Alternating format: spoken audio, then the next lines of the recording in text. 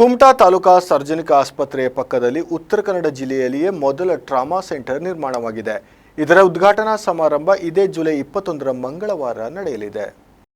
ಜಿಲ್ಲಾಡಳಿತ, ಜಿಲ್ಲಾ ಪಂಚಾಯತ್ ಉತ್ತರ ಕನ್ನಡ, ಜಿಲ್ಲಾ ಆರೋಗ್ಯ ಮತ್ತು ಕುಟುಂಬ ಕಲ್ಯಾಣ ಕಚೇರಿ, ಸಾರ್ವಜನಿಕ ಆಸ್ಪತ್ರೆ ಕುಮಟಾ ಹಾಗೂ ಭಾರತ್ ಎಲೆಕ್ಟ್ರಾನಿಕ್ಸ್ ಲಿಮಿಟೆಡ್ ಬೆಂಗಳೂರು ಇವರ ಸಿಎಸ್ಆರ್ ನಿಧಿಯ ಅಡಿಯಲ್ಲಿ ಕುಮಟಾ ತಾಲೂಕು ಸಾರ್ವಜನಿಕ ಆಸ್ಪತ್ರೆಯ ಪಕ್ಕದಲ್ಲಿ ನಿರ್ಮಿಸಲಾಗಿರುವ ಜಿಲ್ಲೆಯ ಮೊದಲ ಟ್ರಾಮಾ ಸೆಂಟರ್ ಇದರ ಉದ್ಘಾಟನಾ ಸಮಾರಂಭ ಇದೇ ಜುಲೈ 21ರ ಮಂಗಳವಾರ ನಡೆಯಲಿದೆ. ಇದರ ಪೂರ್ವಭಾವಿಯಾಗಿ ಕುಮಟಾದಲ್ಲಿ ಪತ್ರಿಕಾಗೋಷ್ಠಿ ನಡೆಸಿ ಮಾಹಿತಿ ನೀಡಲಾಯಿತು. ಈ ವೇಳೆ ಸಾರ್ವಜನಿಕ ಆಸ್ಪತ್ರೆ ಕುಮಟಾ ಇದರ ಆಡಳಿತ ವೈದ್ಯಾಧಿಕಾರಿಗಳಾದ ಡಾಕ್ಟರ್ ಗಣೇಶ್ ಟಿ.ಎಚ್. ಅವರು ಮಾತನಾಡಿ, ಭಾರತ್ ಎಲೆಕ್ಟ್ರಾನಿಕ್ಸ್ ಲಿಮಿಟೆಡ್ ಬೆಂಗಳೂರು ಇವರ ಸಿಎಸ್ಆರ್ ನಿಧಿಯ ಅಡಿಯಲ್ಲಿ 2,74,00,000 ವೆಚ್ಚದಲ್ಲಿ ಜಿಲ್ಲೆಯ ಮೊದಲ ಟ್ರಾಮಾ ಸೆಂಟರ್ ನಮ್ಮ ಕುಮಟಾದಲ್ಲಿ ನಿರ್ಮಾಣವಾಗಿದೆ. ಇದರ ಉದ್ಘಾಟನಾ ಸಮಾರಂಭ ಜುಲೈ 21ರಂದು ನಡೆಯಲಿದೆ. ಆರೋಗ್ಯ ಮತ್ತು ಕುಟುಂಬ ಕಲ್ಯಾಣ ಸಚಿವರಾದ ಯುಟಿ ಖಾದರ್ ಅವರು ಟ್ರಾಮಾ ಸೆಂಟರ್ ಉದ್ಘಾಟನೆಯನ್ನ ನೆರವೇರಿಸಲಿದ್ದಾರೆ. ಭಾರತ್ ಎಲೆಕ್ಟ್ರಾನಿಕ್ಸ್ ಲಿಮಿಟೆಡ್ ಬೆಂಗಳೂರು ಇದರ ನಿರ್ದೇಶಕರಾದ ರಜನೀಶ್ ಶರ್ಮಾ ಅವರು ತುರ್ತು ಚಿಕಿತ್ಸಾ ವಿಭಾಗ ಮತ್ತು ಶಸ್ತ್ರಚಿಕಿತ್ಸಾ ಕೊಠಡಿ ಉದ್ಘಾಟನೆಯನ್ನ ನೆರವೇರಿಸಲಿದ್ದಾರೆ. ಕಾರ್ಯಕ್ರಮದ ಅಧ್ಯಕ್ಷತೆಯನ್ನ ಶಾಸಕರಾದ ದಿನಕರ್ ಶೆಟ್ಟಿ ಅವರು ವಹಿಸಲಿದ್ದಾರೆ. ಕೊರೋನಾ ಸಂದರ್ಭದಲ್ಲಿ ನಮ್ಮ ತಾಲೂಕು ಆಸ್ಪತ್ರೆಯಲ್ಲಿ ಕೊರೋನಾ ಪೀಡಿತರ ಜೊತೆಗೆ ಇತರ ರೋಗಿಗಳಿಗೂ ಚಿಕಿತ್ಸೆ ನೀಡುವುದು ವೈದ್ಯರಿಗೆ ಸವಾಲಿನ ಕೆಲಸವಾಗಿತ್ತು. ಇದನ್ನು ಮನಗಂಡ ಶಾಸಕರು ಸಿಎಸ್ಆರ್ ನಿಧಿಯ ಅಡಿಯಲ್ಲಿ ಮೊದಲು ಸಿಟಿ ಸ್ಕ್ಯಾನ್ ಸೌಲಭ್ಯದ ಬಗ್ಗೆ ಯೋಚನೆ ನೀಡಿದಾಗ ಅದಕ್ಕೆ ಸಮರ್ಪಕವಾದ ಕಟ್ಟಡದ ಲಭ್ಯತೆ ನಮ್ಮಲ್ಲಿ ಇಲ್ಲದಿದ್ದಾಗ ನಂತರದ ದಿನಗಳಲ್ಲಿ ಟ್ರಾಮಾ ಸೆಂಟರ್ ಯೋಜನೆ ಸಿದ್ಧಪಡಿಸಿ ಇದೀಗ ಜಿಲ್ಲೆಯಲ್ಲಿನ ನೂತನ ಟ್ರಾಮಾ ಸೆಂಟರ್ ನಿರ್ಮಾಣವಾಗಿದೆ ಎಂದು ಮಾಹಿತಿ ನೀಡಿದರು. ಭಾರತ್ ಎಲೆಕ್ಟ್ರಾನಿಕ್ಸ್ ಲಿಮಿಟೆಡ್ ಬೆಂಗಳೂರವರು ಸಿಎಸ್ಆರ್ ನಿಧಿ ಅಡಿಯಲ್ಲಿ ನಮಗೆ 274 ಲಕ್ಷದ ವೆಚ್ಚದಲ್ಲಿ ಟ್ರಾಮಾ ಕೇರ್ ಸೆಂಟರ್, ತುರ್ತು ಚಿಕಿತ್ಸಾ ಘಟಕ ಹಾಗೂ ಕೆಲವೊಂದು ವೈದ್ಯಕೀಯ ಉಪಕರಣಗಳನ್ನು ನಮಗೆ ಒದಗಿಸಿಕೊಟ್ಟಿದ್ದಾರೆ. ಇದು ಮುಖ್ಯವಾಗಿ ನಮ್ಮ ನೆಚ್ಚಿನ ಶಾಸಕರಾದ ದಿನಕರ್ ಶೆಟ್ಟಿ ಅವರ ಒಂದು ಸತತ ಪ್ರಯತ್ನದ ಫಲ.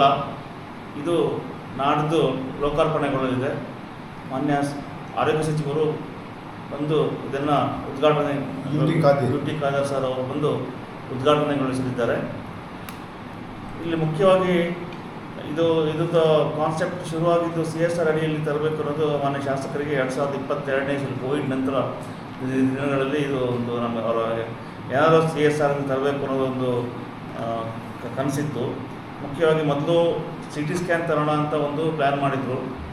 ಅಲ್ಲಿ BL ಅವರು ಬಂದು ಅದನ್ನು ವಿಸಿಟ್ ಮಾಡಿ ಸಿಟಿ ಸ್ಕ್ಯಾನ್ ಕೊಡಲಿಕ್ಕೆ ತಾತ್ವಿಕವಾಗಿ ಒಪ್ಪಿದರು 1 ಕೋಟಿ ರೂಪಾಯಿ ವೆಚ್ಚದಲ್ಲಿ. ಆದರೆ ಜಾಗ ಸಮಸ್ಯೆ ಬಂತು ಮತ್ತು ಜಾಗ ಸಮಸ್ಯೆ ಸಾಲ್ವ್ ಮಾಡಿದ್ರು ಸಹಿತ ರೇಡಿಯಾಲಜಿಸ್ಟ್ ಇಲ್ಲ ನಿಮ್ಮಲ್ಲಿ ಅಂತ ಅವರು ಹೇಳಿ ಆ ಪ್ರಾಜೆಕ್ಟನ್ನು ಡಿನೈ ಮಾಡಿದರು.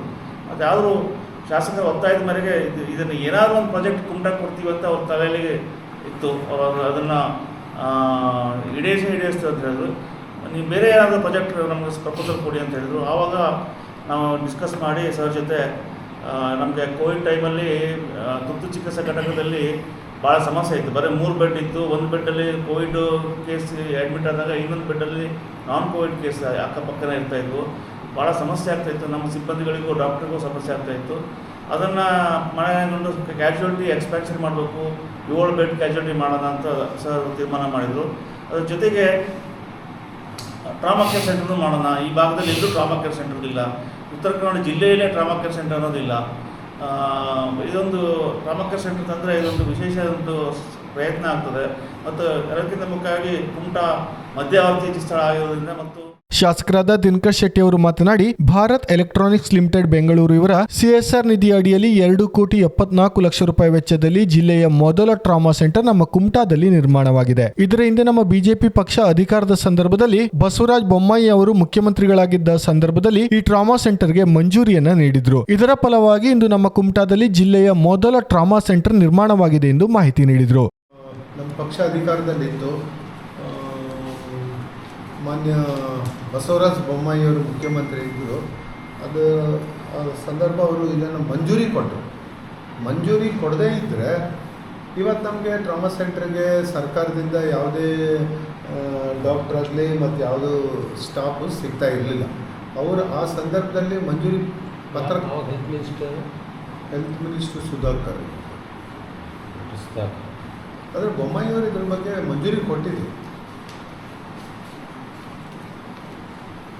ನಾವು ಈ ಸ್ಟಾಫನ್ನು ಕೇಳಿದವಾಗ ನಿಮಗೆ ಮಂಜೂರಿ ಪತ್ರ ಎಲ್ಲಿದೆ, ಮಂಜೂರಿ ಆಗಿದೆಯಾ ಸರ್ಕಾರದಿಂದ ಅನ್ನುವಂಥದ್ದನ್ನು ಈಗಿನ ಸರ್ಕಾರದ ಮಂತ್ರಿಗಳಿಗೆ ಕೇಳಿದರು.